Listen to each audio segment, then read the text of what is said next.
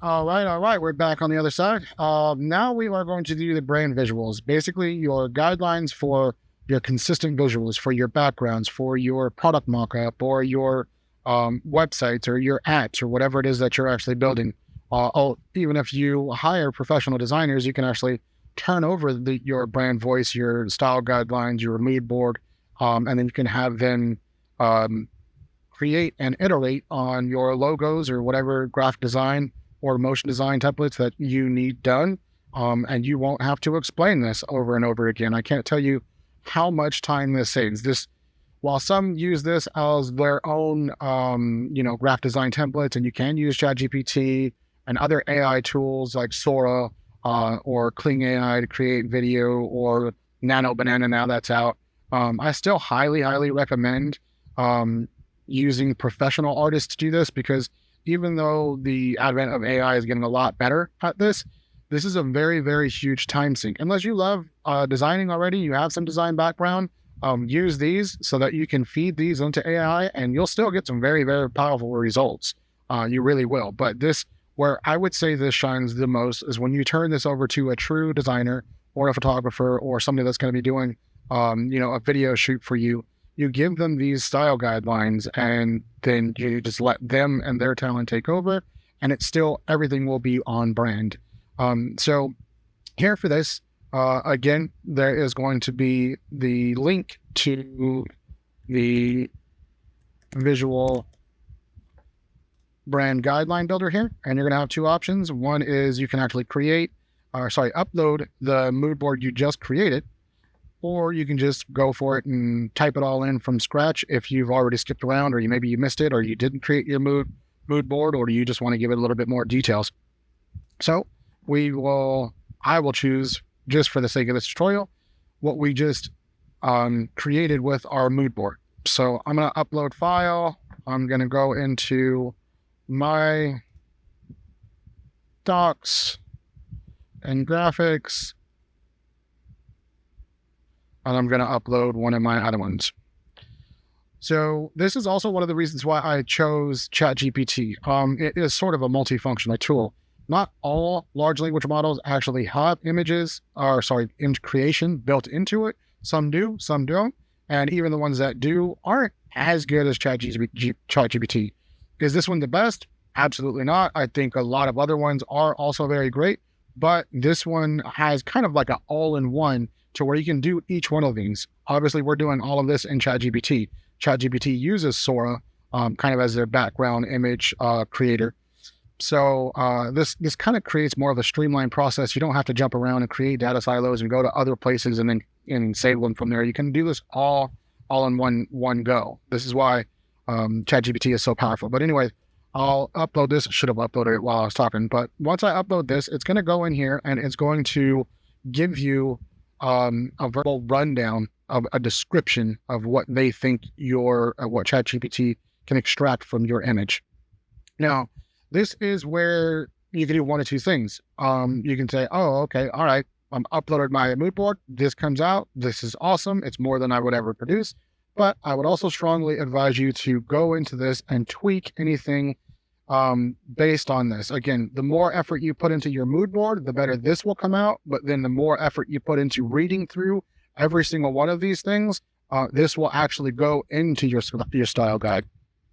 As I showed you in here, this is my style guide, and I went a little bit deeper into doing some tweaks, and I iterated overall to really bring out what I like visually in graphic design, photography, videography, motion graphics, different things like that. So with that being done, those are your three main documents. With these three documents, you can really save yourself, so many tens, hundreds of hours of going back and forth with either designers, or even now in this new age of AI, you can pull out, copy and paste different parts of your style guide, different parts of your brand vibe, different parts of your tone. You can go into these other things like Kling AI or Nano Banana or Sora or Mid Journey, Runway, different things like that. And you have things that are in your wheelhouse already. So what we'll do is go back over to ChatGPT, and then we will go into our, sorry, not new project, didn't mean to do that. We will go into the test project, and this is where you upload your files. You add your files that are going to be in here. So all of your files that you want to have in here for your full-blown context is great. Now that all of your documents are uploaded, I'm actually just going to delete this because I already have mine already done, and then we'll jump back over. I'll go through my own personal brand and my project so that I can kind of walk you through without having to make you guys wait for each and every one of these uploads. So just give me a few minutes and we'll be back. Now I just want to show you a couple of things of how to use this. Just some very basic things. There's also some prompts in here. You got to be going into the community, going into that classroom, going to the prompt section, and just copying a couple of prompts. All I'm going to do is just copy these. There's about 30 prompts for style and for a couple of other things, but I just wanted to show you. I believe you can have about 20 documents or so uploaded into your project files. But we are going to go in here, and I'm going to create a new chat. I'm going to go back over to here. I'm going to skip one module.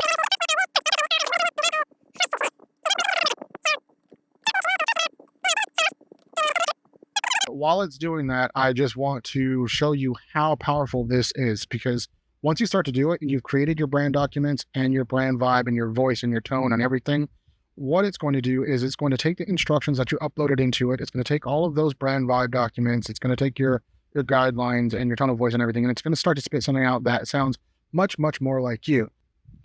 All right. Sped up through that. Obviously, it's going to take a little bit to generate these things, but when you have something like this, that you have that something along your the lines of your brand documents, and you want to have some visuals, these are visuals that you can definitely turn over to your AI designer or your human designer, and it'll give you results like this. This is kind of like the 80-20. If you follow my videos, I use the 80-20 principle all the time. It's never going to be 100% exactly like you want, but these are very, very well styled and in different dimensions. So you can grab different parts of this, upscale it and whatnot. The very next thing that I want to do is show you that it can write things in your brand and your tone of voice. And this is going to be something that only you know whether it sounds like you or not. And also how well you built your brand vibe documents so that once it actually has an output, does it sound like you? You're really the only judge of that, because this is your brand. This is how you want to sound. Or do you want to take your ideas and then kind of amplify or change it just slightly? If you are a little bit more of an introvert and you want it like to be impactful, high, fast-paced marketing tone, then you can actually put that into your documents and it'll help you create copyright. So you can go opposite of what your normal, everyday tone of voice is. You can match your tone of voice. You can change and tweak to go different things. But now I'm just going to put a very be about 500 words. So it's going to take that information. It already created the visual. It's going to give me a template of basically what I can use for breaking down AI data silos. I've actually created many videos on this, and I have written up quite a few things about what data silos are. If you want to check out that video, I'll try to link it or put a link somewhere in this so that you can check it out, because data silos can kill pretty much any business. This is kind of the cornerstone of what I built my marketing business around, and the SaaS app that I'm going to be coming out with. But as you can see, and when you take a look at your own articles or whatever it is that you wrote up, you can do a VSL or different ad angles, or say, hey, give me 10 different hooks and variations to start out this marketing landing page video, whatever it is. But this will be, again, depending on how much work you put into your brand documents, this is going to sound a lot more like you than just going into ChatGPT and saying, hey, without any project, without any documents, without any brand voice, tone, cadence, or any of that, it's not going to sound robotic. It's going to sound much, much more on brand and on tone for your particular brand than anything can without these documents. I mean, it's like a night and day difference. And I'm sure you guys are going to really see the night and day difference when you get to doing these and start going into your project and uploading these documents and start spitting out different things and how quickly you can do this. I mean, just in talking in this video, I think I've been about 4 or 5 minutes. I have what is potentially a lot of social media posts. I can actually post this on multiple different things, whether it's LinkedIn, Instagram, Twitter, or whatever. And then I can take excerpts from all of this, or I can post this as a blog. I'm not going to go ahead and read through all of it, but this is such a powerful tool when you start to use ChatGPT as a part of your system, as an assistant. Like there's another video that I have that your first hire, you should start thinking of AI as that first hire, not a virtual assistant, not a receptionist. For $20 a month, I think right now, at the time I'm creating the video, I believe you can get Pro for $20 a month. You can create your projects. You can create all these brand documents. You can upload it to it. And then you can have this smarter than PhD level AI help you and assist you write a lot of these things. Now, again, I don't recommend just straight up copy pasta. You want to go through these and you want to start to make it sound even more like yourself. Here goes that 80-20 again. This is going to get you 80% of the way there.